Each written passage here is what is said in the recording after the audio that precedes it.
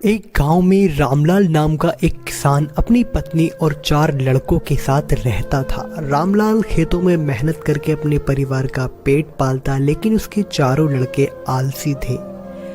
वे चारों गांव में ऐसे ही इधर उधर घूमा करते थे। एक दिन रामलाल ने अपनी पत्नी से कहा, अभी तो मैं खेतों में काम कर रहा हूँ, लेकिन मेरे बाद इन लड़कों का क्या होगा? इन्होंने तो कभी मेहनत ही नहीं करी, ये तो कभी खेत में भी नहीं गए।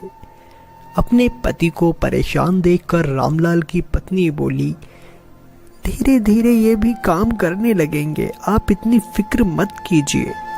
समय बीतता गया और रामलाल के लड़के कोई काम नहीं करते थे। एक बार रामलाल बहुत बीमार पड़ गया। वह काफी दिनों तक बीमार ही रहा। उसने अपनी पत्नी को कहा कि तुम जाओ और चारों लड़कों को बुलाकर लाओ। उसकी पत्नी चारों लड़कों को बुलाकर लाई। अब रामलाल ने कहा, लगता है अब मैं ज़्यादा दिनों तक जिंदा नहीं रहूँगा। मैंने अपने जीवन में जो भी कुछ कमाया है वह खजाना अपने खेतों के नीचे दबा रखा है। मेरे बाद तुम उसमें से खजाना निकाल कर आपस में बराबर बराबर बांट लेना। अब ये बात सुनकर चारों लड़के एकदम से खुश हो गए। अब तो जैसे उनकी खुशी का कोई ठिकाना ही न रहा हो। वे लोग जब भी एक साथ बैठते तो यही बात करते, अरे भाई, अब तो हमें वैसे भी कुछ करने की जरूरत नहीं है। हाँ छोटे, अब क्या चिंता है, अब तो पिताजी का खजाना काम आएगा अपने। तो भाई क्यों ना चल के खजाना निकाल कर ले आए। नहीं भाई, अभी नहीं, अभी तो पिताजी कमा ही रहे हैं, वो खजाना बाद में निकालेंगे। अपने चारों बेटों की बातें सुनकर रामलाल बहुत दुखी मन से मन ही मन सोच रहा था, हे भगवान, ये कैसी औलाद दी है तूने मुझे, इन्हें तो खजाना निकालने में भी आदत है। कुछ समय बाद रामलाल की मृत्यु हो गई। रामलाल की मृत्यु के बाद अब कोई कमाने वाला नहीं बचा था। एक दिन रामलाल की बीवी ने अपने बच्चों से कहा, देखो बच्चों, अब कमाने वाले तुम्हारे पिताजी तो रहे नहीं। अब तो जो करना है वो तुम्हें ही करना है। अब तुम चारों कहीं काम ढूंढ लो, नहीं तो अपने खाने के लिए भी लाले पड़ जाएंगे। अपनी माँ की दुख भरी बातों को सुनकर रामलाल का सबसे छोटा लड़का बोला, चलो भाइयों, अब वो समय आ गया जब हमें पिताजी के खजाने को खेत से खोदकर लाना चाहिए।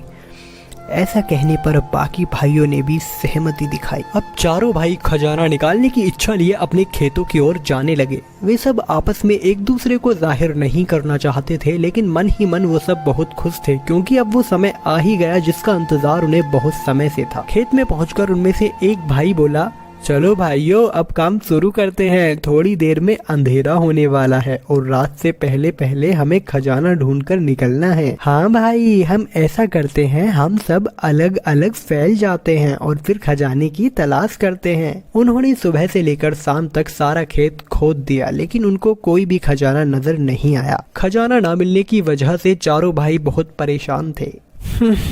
पूरा दिन गधों जैसी मेहनत की है और हाथ कुछ लगा नहीं है। इससे अच्छा तो गांव में ही घूम लेते, कम से कम मजा तो आता।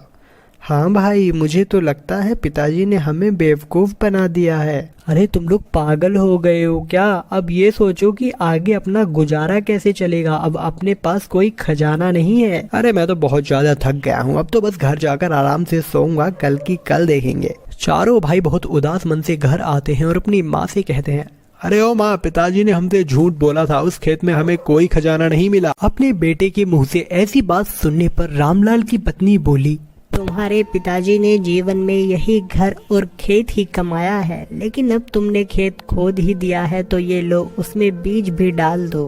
अपनी माँ का दिल रखने के लिए रामलाल के बेटे बीज लेकर खेतों की ओर चल दिए और चारों ने पूरे खेत में बीज डाल दिए। खेत से आकर चारों भाई एक साथ मिलकर अपने पिताजी की बुराई करने लगे, लेकिन वहीं रामलाल की पत्नी अपने बेटों के मुंह से अपने पति की बुराई सुनकर मन ही मन बहुत उदास थी। इसके कुछ दिन बाद एक दिन रामलाल की पत्नी ने अपने बच्चों से कहा, देखो, मैं तुम्हें खजाने का असली पता बता दूंगी, लेकिन उससे पहले तुम्हें मेरा एक काम करना होगा। कौन सा काम माँ? तुम्हें अपने खेतों को पानी देना होगा। ऐसा सुनकर चारों भाई खुश हो गए कि इतने आसान काम के बदले हमें खजाना मिल जाएगा। उन लोगों ने खेतों को पानी देने का निश्चय किया और खेतों की ओर चल पड़े। पूरे दिन बहुत मेहनत से चारों भाइयों ने खेतों में पानी दिया और शाम को घर आकर माँ से कहा, माँ, तुम्हारे कहे अनुसार हम लोग खेत में पानी देकर आए हैं। अब तुम अपना वादा पूरा करो। अब तुम हमें खजाने का पता बता दो ताकि हम वहाँ जाकर खजाना लेकर आ जाएं। ऐसा सुनकर रामलाल की पत्नी बोली, बच्चों, अभी तो घर में खाने के लिए राशन है। जब राशन खत्म हो जाएगा तब हम लोग खजाना निकाल लेंगे। ऐसे में चारों बच्चे भी अपनी माँ की बात से सहमत हो गए। आखिर उन्हें भी तो पूरा आलस था काम न करने का। कुछ समय बाद रामलाल के बेटों द्वारा बोई गई फसल पककर तैयार हो गई, जिसके बाद रामलाल की पत्नी अपने बेटों को खेत पर लेकर गई और फसल की ओर दिखाते हुए कहा, क्यों बच्चों, यही बताया था ना तुम्हारे पिताजी ने खजाना। तो वो देखो, वो लहरा रहा तुम्हारा खजाना। इसे बाजार में बेचकर आओ और वापस आते हुए घर का राशन भी लेते आना। अब चारों बेटों की समझ में आ गया था कि पिताजी कौन से खजाने की बात कर रहे थे। उस दिन के बाद से ही चारों बेटों ने आलस करना छोड़ दिया और खूब मेहनत से अपने खेतों में काम करने लगे।